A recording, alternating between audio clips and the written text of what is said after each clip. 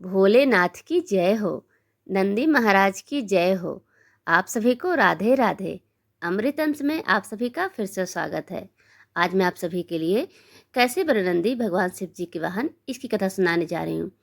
कृपया आप अपना साथ देते रहें और चैनल को सब्सक्राइब शेयर लाइक कमेंट जरूर कर दें। संस्कृत में नंदी का अर्थ प्रसन्नता या आनंद है। नंदी को शक्ति संपन्नता और कर्मठता का प्रतीक माना जाता है। नंदी शिव जी के निवास स्थान कैलाश के द्वारपाल भी माने जाते हैं और भोलेनाथ के वाहन भी, जिन्हें प्रतिमात्मक रूप से बैल के रूप में शिव मंदिर को प्रतिष्ठित किया जाता है। शैव परंपरा में नंदी को नंदीनाथ संप्रदाय का मुख्य गुरु माना जाता है। प्राचीन काल में 4 वेदों के साथ 4 अन्य शास्त्र भी लिखे गए थे: धर्मशास्त्र, अर्थशास्त्र, कामशास्त्र और मोक्ष शास्त्र। इनमें से कामशास्त्र के रचनाकार नंदी माने जाते हैं। नंदी को भगवान शिव के सबसे प्रिय गण माना जाता है। कहते हैं जहाँ भगवान शिव वहाँ उनके वहाँ नंदी भी होते हैं। इसके अलावा मान्यता यह भी है कि अगर आपकी कोई इच्छा हो तो उसे आप नंदी जी के कानों में कह दे, वह भगवान शिव के पास पहुँच जाती है। शिवालय में भोलेनाथ की मूर्ति के सामने बैल रूपी नंदी जरूर विराजित होते हैं। आइए कहानी शुरू करते हैं। पुराने के अनुसार एक बार ब्रह्मचारी व्रत का पालन करते हुए शिलाद ऋषि को यह भय सताने लगा कि उनकी मृत्यु के पश्चात उनका पूरा वंश समाप्त हो जाएगा।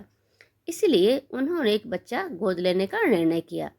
लेकिन शिलाद ऋषि किसी आम बच्चे को नहीं बल्कि एक ऐसी संतान को अपनाना चाहते थे जिसके पास भगवान शिव का आशीर्वाद और वह असमान रूप से आध्यात्मिक हो।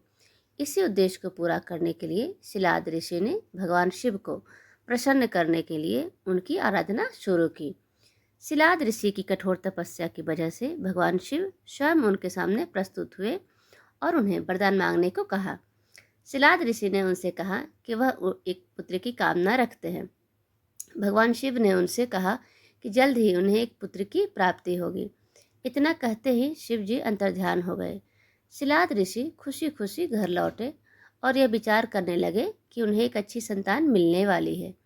अगले ही दिन खेती करने के लिए वह खेत पर पहुंचे, जहां उन्हें एक खूबसूरत नवजात शिशु मिला। वह शिशु बेहद आकर्षक तो था ही, उसके चेहरे पर एक अजीब सा तेज भी था। इतने में ही उन्हें एक आवाज़ सुनाई दी, यही तुम्हारी संतान है, इसका अच्छी तरह पालन पोषण करना।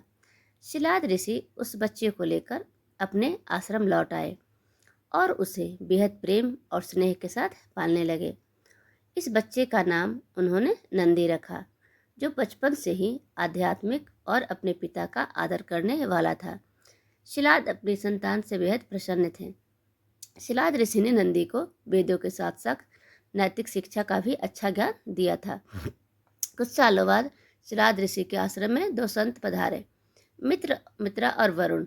शिलाद ने अच्छी तरह उनकी आभगत की और उन्हें पेट भर भोजन कराया। नंदी ने भी अपने पिता के कहने पर उन संतों का खूब ध्यान रखा और किसी भी प्रकार की शिकायत का अवसर नहीं दिया। जाते समय मित्र और वरुण ऋषि बहुत प्रसन्न थे। वह अपने साथ हुए व्यवहार से काफी संतुष्ट थे। ऋषियों के प्रस्थान करने से पहले शिलाद ऋषि और नंदी ने उनका आशीर्वाद लिया। जब शिलाद ऋषि ने उन साधुओं को प्रणाम किया, तब उन दोनों ने उन्हें लंबे और खुशहाल जीवन का आशीर्वाद दिया। लेकिन जब नंदी ने साधुओं का चरण स्पर्श किए तो दोनों ही साधु परेशान हो गए। साधुओं के चेहरे की परेशानी शिलाद ऋषि ने भाप ली। इसलिए जैसे ही वे आश्रम से बाहर निकले, शिलाद ऋषि ने उन्हें रोककर उनकी परेशानी का कारण जानने की इच्छा व्यक्त की। शिलाद ऋषि ने उन साधुओं से पूछा कि उन्होंने नंदी को लंबी उम्र का आशीर्वाद क्यों नहीं दिया। मित्रा और वरुण ने उन्हें बताया कि नंदी अल्पायु है, उनके पास ज़्यादा समय नहीं है। यह बात सुनकर शिलाद ऋषि चिंताग्रस्त हो गए। आश्रम लौटते ही नंदी ने भी अपने पिता के चेहरे पर के भाव पढ़ लिए। नंदी ने अपने पिता से उनकी चिंता का कारण जानना चाहा, तो उनके पिता ने उन्हें सब कुछ सच सच बता दिया। शिलाद ऋषि को लगता था कि वह अपनी मौत की जानकारी सुनते ही नंदी या तो रो पड़ेगा या भयभीत हो जाएगा, लेकिन जो कुछ हुआ वो ठीक उलट था। नंदी ने जैसे ही सुना कि वह अल्पायु है, वो हंसने लगा।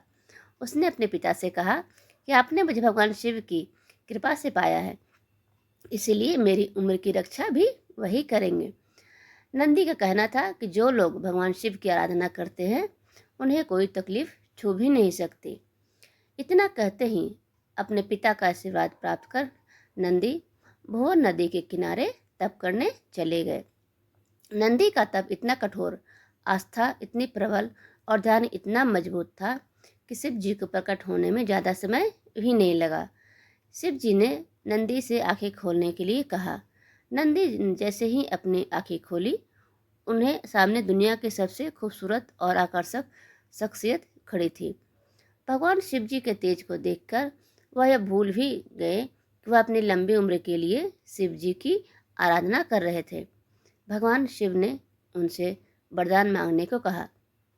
नंदी ने वरदान के रूप में ताउम्र शिव का सानिध्य मांग लिया। नंदी ने उनसे प्रार्थना की कि वह हर समय उनके साथ रहना चाहते हैं। नंदी के समर्पण से प्रसन्न होकर भगवान शिव ने नंदी को पहले अपने गले लगाया और उन्हें बैल का चेहरा देकर उन्हें अपने वाहन, अपना दोस्त और अपने गणों में सर्वोत्तम के रूप में स्वीकार कर लिया।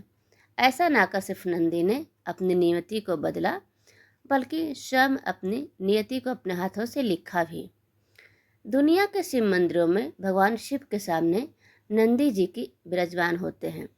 सभी जगहों पर नंदी जी भगवान शिव की ओर मुख करके बैठे होते हैं।